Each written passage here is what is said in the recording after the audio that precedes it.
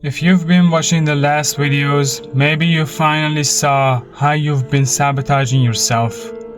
Maybe you finally realized that you are the biggest obstacle in your life, or maybe you just like the way I say things.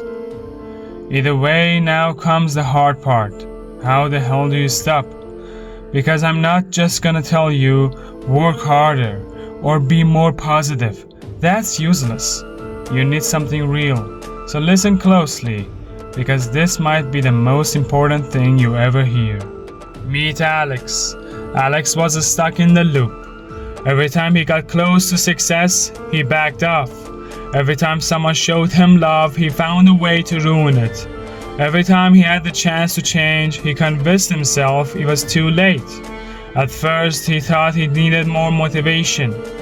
So he watched all the self-improvement videos, read all the books, wrote down all the goals, and guess what? Nothing changed.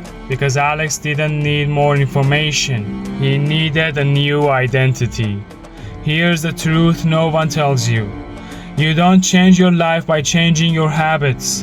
You change your life by changing your identity. Think about it. A smoker doesn't quit by forcing themselves to stop smoking.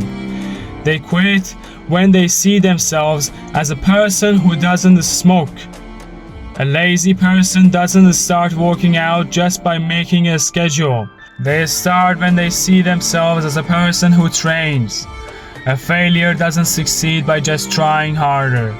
They succeed when they stop seeing themselves as a failure. Most people stay stuck because they try to change their actions without changing their identity. So no matter how many times they try, they always fall back into their old habits. Because deep down, they still see themselves as the same person.